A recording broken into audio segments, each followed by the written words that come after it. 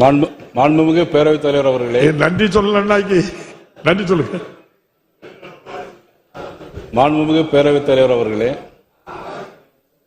மாண்புமிகு தமிழக முதலமைச்சர் அறிவித்த அறிவிப்படி உலக பாட்டாளி வர்க்கத்தின் தலைவரும் தொழிலாளர்களின் பாதுகாவலருமாக இருந்த காரல் மார்க்ஸ் அவர்களுக்கு சென்னையிலே சிலை அமைப்பது குறித்து நான் மகிழ்ச்சி அடைகிறேன். முதலமைச்சர் கொண்டு வந்த இந்த அறிவிப்புக்கு நான் நன்றியை தெரிவித்துக் கொள்கிறேன்.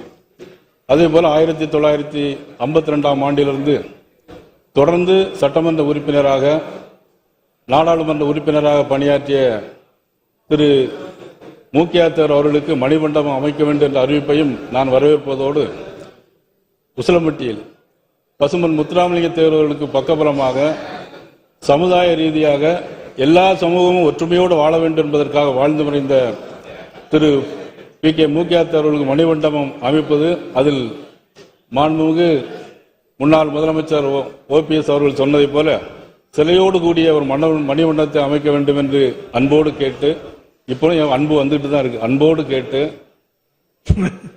அமைச்சர் அவர்களுக்கு முதலமைச்சர் அவர்களுக்கு நன்றி தெரிவித்து அமைகிறேன். நன்றி. மாண்புமிகு அமைச்சர் CV கணேசன்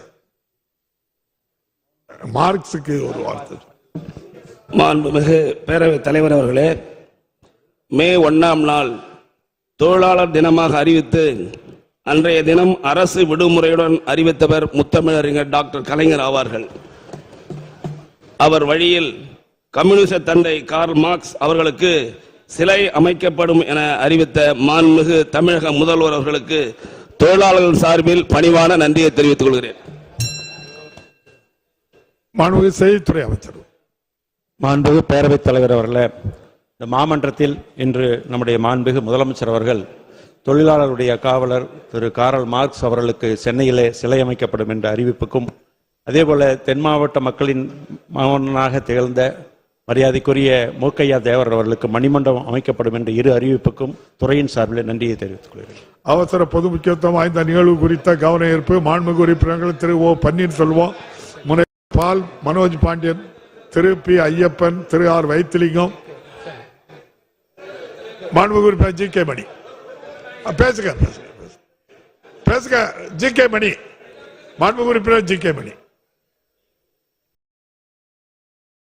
ஜனநாயகத்தை கடைபிடிக்க எல்லாருக்கும் பேசுக. நன்றி. மாண்புமிகு பேரவைத் தலைவர் அவர்களே, இன்று மாண்புமிகு முதலமைச்சர் அவர்கள் 110 விதியின் கீழ் 2 முக்கிய நிகழ்வுகளை அறிவித்திருக்கிறார்கள். குறிப்பாக உலகம் முழுவதும் வாழக்கூடிய தொழிலாளர்களுக்கு உரிமை வேண்டும் என்று போராடிய கார்ல் மார்க்ஸ் அவர்களுக்கு தலைநகர் சென்னையில் மணிமண்டபம் என்று கட்டப்படும் என்ற மகத்தான அறிவிப்பு. அதேபோல தென் தமிழ்நாட்டின் முக்குளத்து மக்கள் போற்றி வணங்குகிற P.K. மூக்கியாத்தர் அவர்களுக்கு உசிலம்பட்டியில் திருவுருவச் சிலை என்ற அறிவிப்பை பாட்டாளி மக்கள் கட்சியின் சார்பிலே மனதார வரவேற்கிறேன்.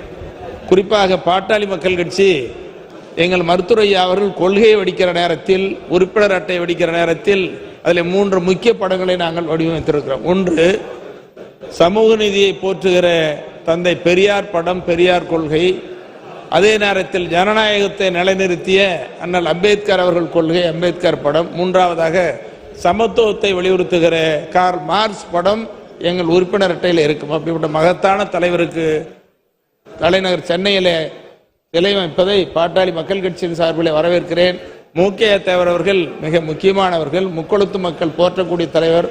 அவருக்கும் சிலை அமைப்பதை, உசிலம்பட்டியில் அமைப்பதை வரவேற்று அமர்கிறேன். மாண்புமிகு உறுப்பினர் சிந்தனை செல்வன்.